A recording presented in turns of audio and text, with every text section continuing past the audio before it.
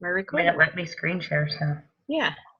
All right. Great. Go ahead. All right, so this is our third weekly coach apprenticeship call.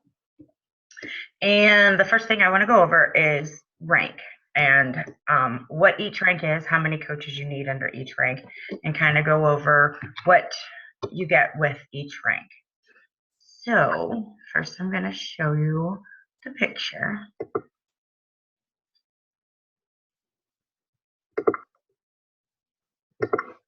Okay. So this is just a picture that I have that shows what you need to have to achieve the different ranks. So if you're just a coach, you don't have any other coaches underneath you, that's the first one, the blue dot. You need to stay active with 50 PV, and you don't have any other coaches underneath you. To achieve Emerald, you have to have the two coaches underneath you, one on each leg. So you have a right leg and a left leg, and you have to have one on each of those legs in order to achieve Emerald. One thing you want to, reason why you want to get to Emerald is because you want the free leads from Beachbody. So you get customer leads and you also get Success Club leads. The customer leads are just randomly assigned. You don't get any commission off of them on the first time through, but any future purchases with those, you do get commission. When you hit Success Club 5 or 10, you get the Success Club leads, which means that you get the commission off of those the first time around, and then those and any future purchases from those. So it's really good to get to Emerald for the free leads, and you also get to cycle bonus off of volume. And that was in that video that we saw like the first week on how you just make extra money from the volume of the team underneath you. And that's not only your personally sponsored coaches, but that's also any coaches that are under you from your upline as well. The next rank to achieve is Ruby.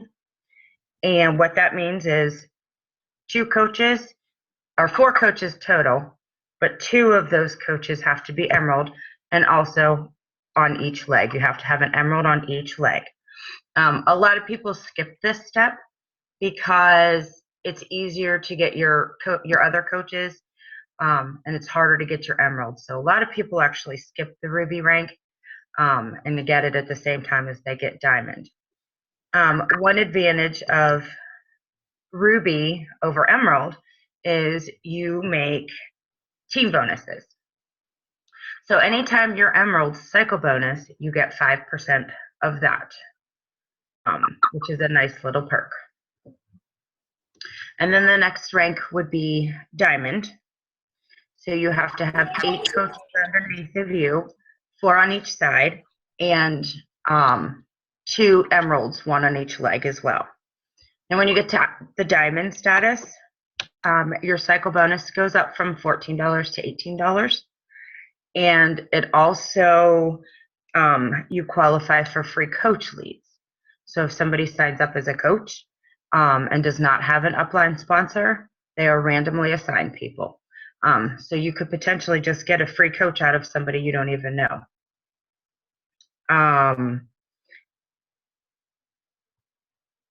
Oh, I just drew a blank there. Sorry.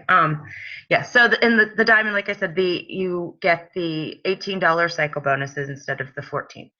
Another thing when you are Diamond, you also get 10% of the team bonus. So anytime your people underneath you cycle bonus, you get 10% of their cycle bonuses. So that's really nice little extra money there too. So there's lots of advantages of getting to Diamond. That's kind of like all of our goal really when you're trying to really run the business, is you want to get to that Diamond rank. There are some other ranks above that, but just for this purpose right now, we're just going to go up to the Diamond. There are Star Diamond ranks, but we can get into that later. And also, as you progress through the ranks, your PV also changes. The required PV changes. So when you're Emerald or below, you have to have the 50 PV every month. A ruby, you have to have the 75, and with the diamond, you have to have 100 every month. So your Shakeology is not enough. So you have to get 50 PV from customer orders in order to maintain your diamond status. So,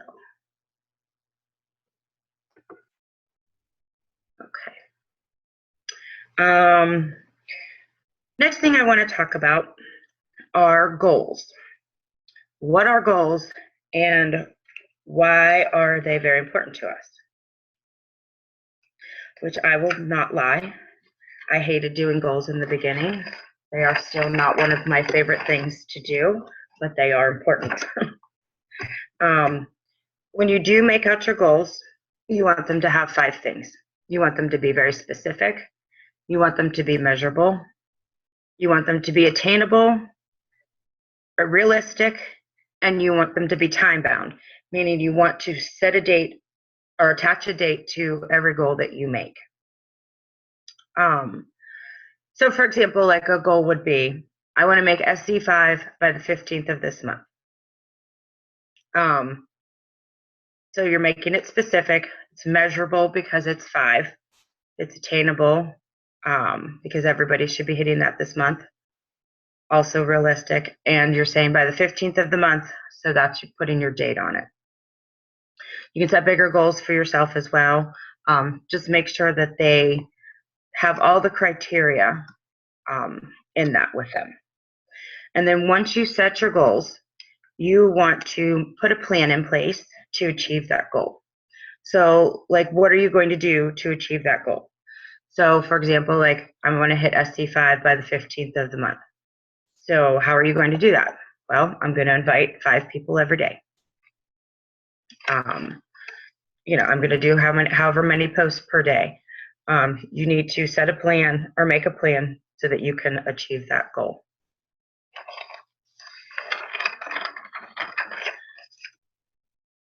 And goals should be done weekly. You should really reevaluate your goals about it at least monthly, more likely every week, because they're going to change. Because if you get that SC5 by the 7th of the month, well, then you need to change it because you've achieved that goal. So you need to reevaluate your goals every week.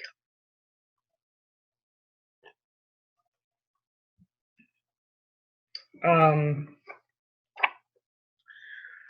the next thing I wanted to talk about is network marketing. And what is that? And what does it mean? And what you are going to hear about it. So network marketing is just basically a code word for what we do. Basically, it's in multi-level marketing where you have an upline and there's a downline and all of that stuff. And it's basically providing different levels of compensation. So like for us, obviously your upline is going to be your personally sponsored coach and on up from there. You're going to hear people ask and say, well, is this a pyramid scheme? No, it is not. They are illegal. We actually do sell a product. We don't hold any stock in our homes to sell the product. Everything comes straight from Beachbody, so there's no, you don't have to worry about, you know, buying all the stuff beforehand and then trying to sell it and all of that stuff. So that's one good thing that I do like about Beachbody, and that you don't have to have any stock purchased before. So most commonly, the salespeople are expected to sell products directly to consumers by means of referrals and relationships and word of mouth. They're set up different ways. I'm sure you've heard of all the different ones. You know, we're all independent business owners. You know, we don't work directly for Beachbody. We're only compensated by them through our sales and our ranks. So, and Beachbody is legitimate. It is not a pyramid scheme. Like I said, pyramid schemes are illegal because a lot of them try to make money by the people below you, and we don't do that. A lot of them are criticized for being unable to fulfill promises for the majority of the participants. And that's one of the reasons why they make them illegal. So that's what the network marketing is. I wish I had other people in here to ask questions. So, and you want to base your network, and you want to attract like people. You want people with the same kind of goals as you do. You want to attract people that have the same kind of interest that you can relate to. You know, I know like in the past when I've worked in a traditional job, I had lots of people that I was just working with and I didn't like all of them and I had no choice about it. This, I have a choice on who I work with. If there's somebody I think I can't click with, I don't have to work with them, you know. So, you know, your goal is to try to attract like people and people that you can work with and that you want to work with, because otherwise you're just going to be banging your head against the wall and, you know, that's not a fun thing to do.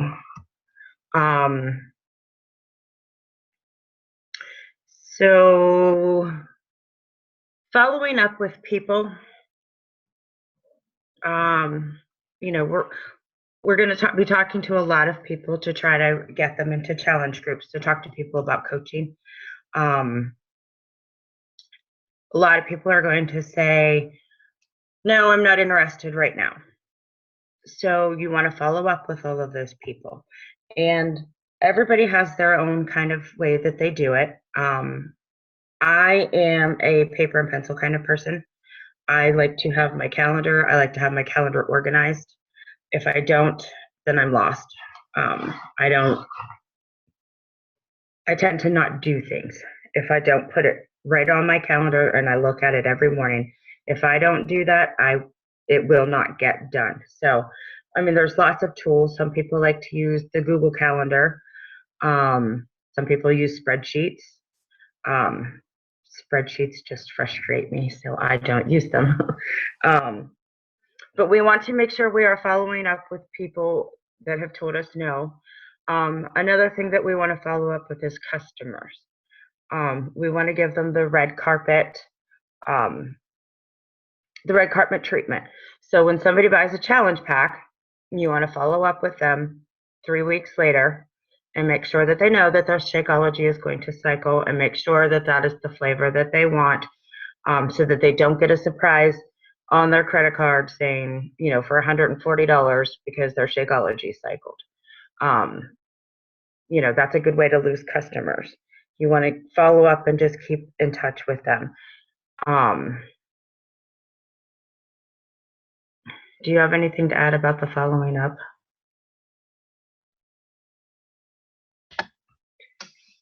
No, I mean, I think that's a great, yeah, those are the key points. That's just, the fortune is in the follow-up was the phrase that I heard once that really kind of stuck with me, that it's not just, you know, including when people buy stuff from you, it's all about, you know, offering them great customer service, because often, I can't remember the figure now, 70% of Diamond coaches were customers first and in challenge groups first or something like that. So it's, plus you get referrals from providing good service, and it just, you know, it's just good sense in general to be on top of what people are doing. Okay. Yeah. And I mean, another way you can follow up too is with, you know, these new Go for No groups that we've got going on.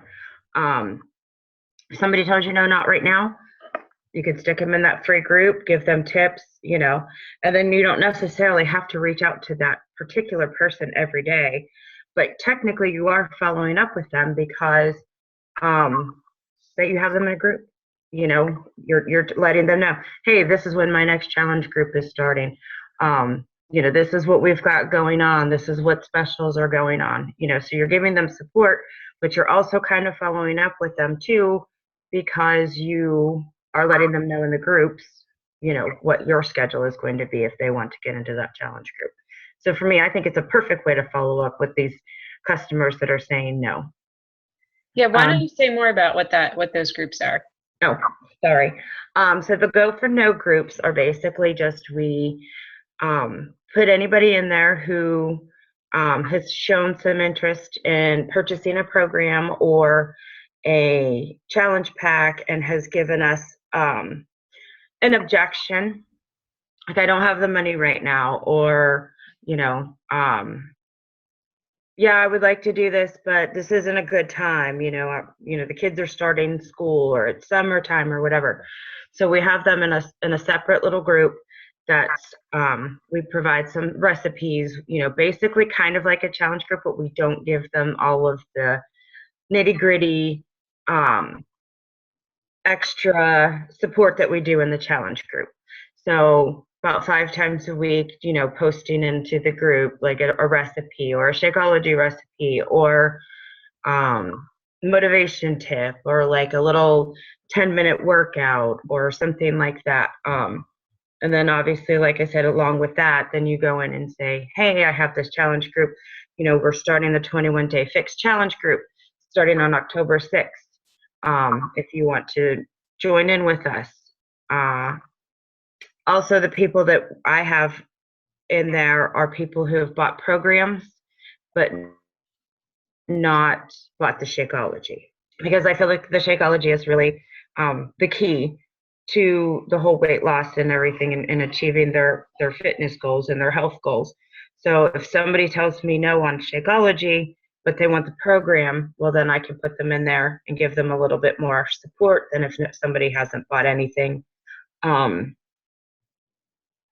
But not enough, because they didn't commit to the Shakeology. So, for me personally, I don't put them in the challenge groups always. So they're great little groups to try and keep people engaged. Do you want to say your statistics on those again, or? Yeah, I haven't done it in a while, but a while ago, I think I added I think I added something like 21 or 22 people to a group like that who had said no to me for one reason or another, but I wanted to keep them engaged and keep them in my mind, but also keep them kind of aware of what was going on. And I think it was something like 8 of those people ended up buying challenge packs, and 4 of them bought something else, not a challenge pack, and a few more were definitely interested in buying them at the time. And I think some of them have followed through. And so anyway, so yeah, it just was really eye-opening because those seemed to me to be pretty good statistics for converting potential people that have said no in the beginning to become customers. I have to do the stats again here because I've added a ton more in there. But anyway, it's just such a nice thing to offer, have something to offer people, even when they say no to us or give us an objection or something. It's just a way to keep them engaged and still offer them some kind of value. Yeah, I like them. So then, which also kind of leads us into the next topic for the night, is objections. You're going to get objections. It's just inevitable. But you can also turn those objections around and turn them into finding out more of why these people are actually saying no. And I can post some in the file section about how you can turn some of these objections around to kind of dig deeper to their why and figure out what it is that's holding them back. Is it truly money? Is it truly that they don't have time? Because I think we were all in that same boat at one time. We were all busy. We're all busy, we all have stuff we do 24/7. So the time thing is not always the best objection. A lot of people use it as an excuse. Money, some people truly just don't have the money, but you can start looking at the objections and try to figure out why these people are actually saying no to you. In that way, you can build a better relationship with some of these customers.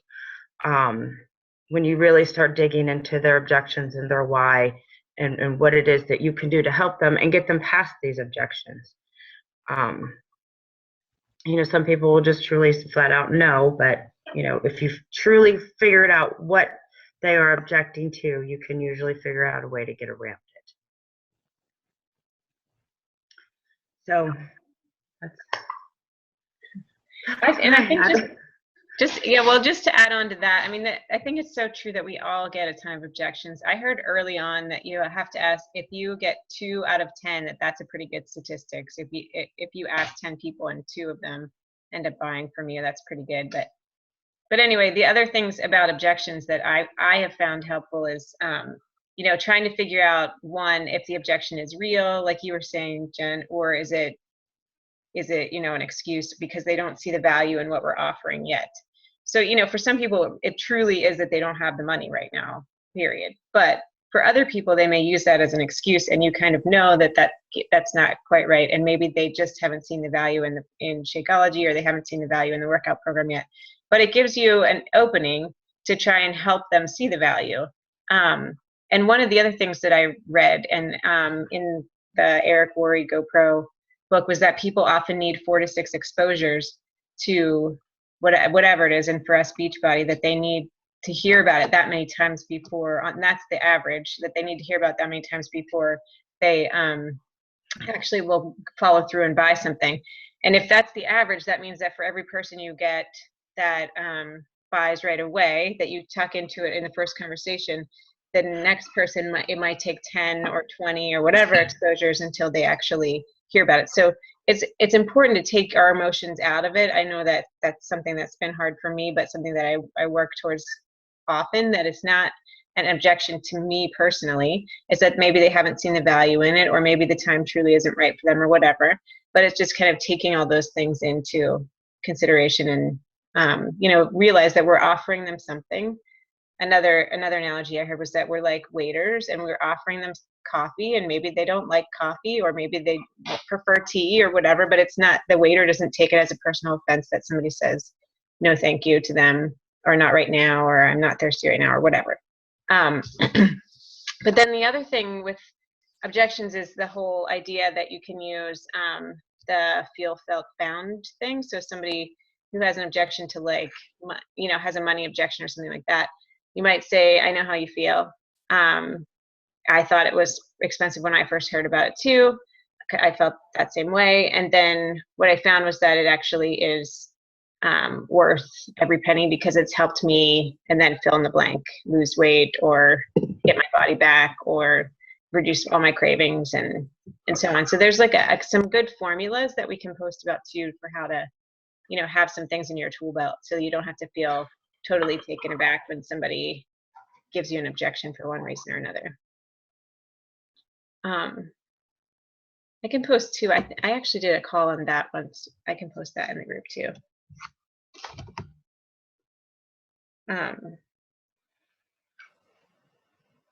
don't know if you want to add anything, Terry, too, to all that stuff. No, I think you guys have done a fabulous job. I did want to go back real quick, Jen, because I was thinking as you were talking, I'm sorry I didn't say it sooner, but in the rank stuff, I just thought maybe we should clarify what PV means, in case people are like, wait, what? Okay. So I don't know if you want to do that. Okay, so the PV is the personal volume. So everything that we sell through Beachbody, well, mostly everything that we sell, comes with an assigned value. It's called personal volume. So like, for example, I think P90 by itself, the new program, is 60 PV. Shakeology is 90 PV.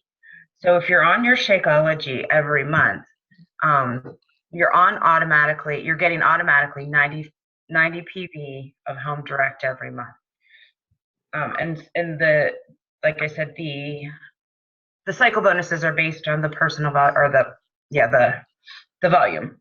So, and you need to maintain the PV for that rank.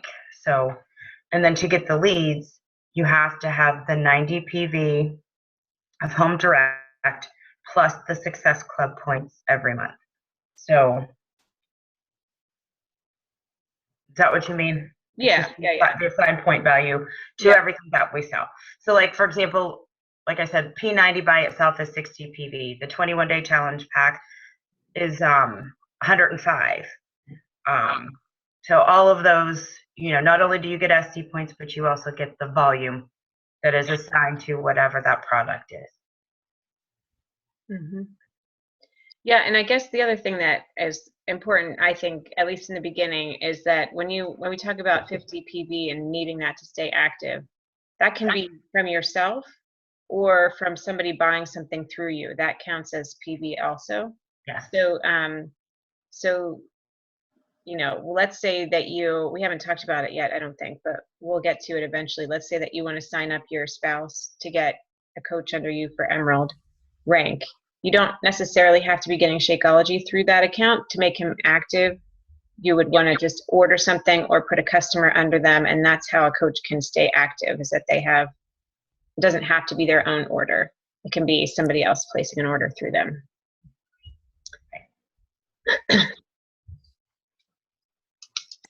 Those little things you forget about along the way. I know.